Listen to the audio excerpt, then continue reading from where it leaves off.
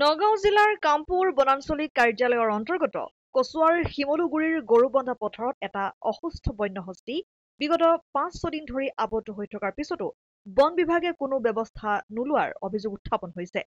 জানিব পৰা মতে হাতীটোৰ ভৰিত আঘাতৰ চিন আছে যদিও স্থানীয় লোকে কামপুৰৰ বন বিভাগৰ লোকক খবৰ দিয়াৰ পিছতো কোনো পদক্ষেপ হাতত নোলোৱাৰ অভিযোগ উঠিছে। স্থানীয় লোকে পথাৰত আবদ্ধ হৈ থকা অসুস্থ হাতীটো উদ্ধাৰ কৰি চিকিৎসাৰ ব্যৱস্থা কৰিবলৈ দাবী জনাইছে। ইফালে আঘাতপ্ৰাপ্ত হাতীটোৱে পথাৰত আবদ্ধ হৈ থকাত কৃষকৰ খেতি পথাৰ বিনষ্ট সাধন কৰাৰ লগতে নিশাৰ ভাগত গাঁওখনত উপদ্ৰৱ চলাই বুলি মন্তব্য কৰে স্থানীয় ৰাইজে। এসপ্তাহমান হৈ গ'ল এইটো পাহাৰৰ পৰা এটা হাতী নামি আহিছে। পাহাৰৰ পৰা আহিছে নে ক'ৰ পৰা আহিছে আমি ক'ব নোৱাৰোঁ। এইটো আমাৰ গাঁওখনৰ নাম হ'ল ১ নং গৰুবান্ধা। গৰুবান্ধাৰ পৰা মানে গাঁৱৰ পৰা অলপ ওচৰতেই মানে পথাৰত হয়। আহি কিনে এইটো দেখা গ'ল যে ৰাতি কেতিয়াবা আহি থাকে, কিন্তু এটা হাতী থাকি গ'ল। থকাৰ পিছত আমি অলপ ওচৰত গৈ কিনে চালোঁ কিয় থাকি গ'ল। দেখিলোঁ যে এটা ভৰি মানে বেক চাইডৰ ভৰি এটা মানে ইঞ্জুৰি হৈ আছে। ইঞ্জুৰি থকাৰ পিছত আমি মানে ফৰেষ্টৰ বিভাগত মানে বন বিভাগক ফোন কণ্টেক্ট কৰিলোঁ, ইমান গুৰুত্ব দিয়া নাই। আৰু তাৰপিছত আমি লোকেল থানাত কণ্টেক্ট কৰিলোঁ। আমি চাৰিওফালে মানে খবৰ চবৰ লগাই কিনে ট্ৰাই কৰিছিলোঁ যে বন বিভাগৰ মানুহ কিছুমান আহি ৰেস্কিউ কৰিব বা এইটো ট্ৰিটমেণ্টটো কৰিব। আৰু আচলতে হাতীটো ইঞ্জুৰি থকাৰ কাৰণেহে যাব পৰা নাই, ইয়াতেই থাকে।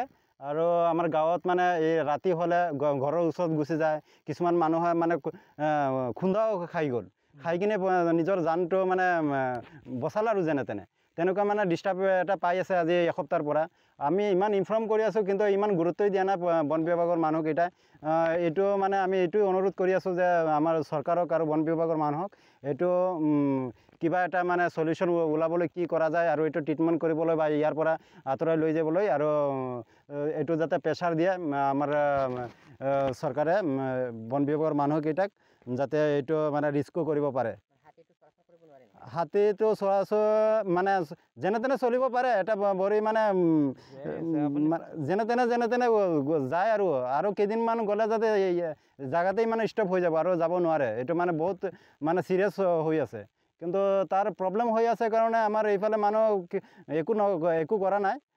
যাব কেনেকৈ এইটো মানে আচলতে এতিয়া ফাৰ্ষ্ট টাইম তাত ট্ৰিটমেণ্টটো কৰিব লাগে। তাৰপিছত ইয়াৰ পৰা মানে কোনটো ছাইডত লৈ যায় এইটো মানে বন বিভাগৰ মানুহকেইটাহে গম পাব।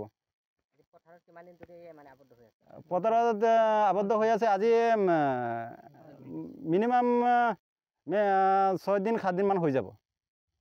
কামপুৰ বন বিভাগৰ আমি কণ্টেক্ট কৰিছিলোঁ।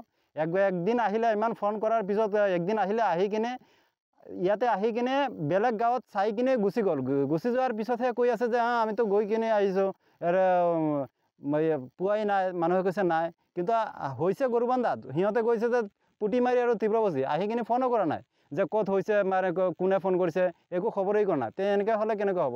মানে চৰকাৰে চেলাৰী দিয়া আছে সিহঁতক ট্ৰিটমেণ্ট কৰিবলৈ বা সিহঁতক চাবলৈ, কিবা প্ৰটেক্ট কৰিবলৈ, কিন্তু নাই দেখা নাই। 100% সুস্থ হ'ব। মই বেলেগ চাইডত চাউথ ইণ্ডিয়ান ফালেও চাইছোঁ যে ইয়াৰ পৰা বেছি ইঞ্জুৰি থকাও হাতীকেইটাক মানে ট্ৰিটমেণ্ট কৰি কিন্তু সিহঁতে মানে ৰিলিজ কৰি দিয়ে, একো টেনশ্যন নাই। গাফিলতি কৰাৰ কাৰণেহে এনেকুৱা হৈ আছে চিষ্টেমটো। আৰু হাতী নাযায়, এইটো ট্ৰিটমেণ্ট নকৰিলে ইয়াৰ পৰা নিবও নোৱাৰে, ভালকৈ খোজকাঢ়িব নোৱাৰে। যেনে তেনে ৰাতি গ'লে মানুহৰ ঘৰত চাপি গুচি যায়। কচুৱাৰ পৰা গুলজাৰ হুছেইনৰ ৰিপৰ্ট, অসম আদিত্য।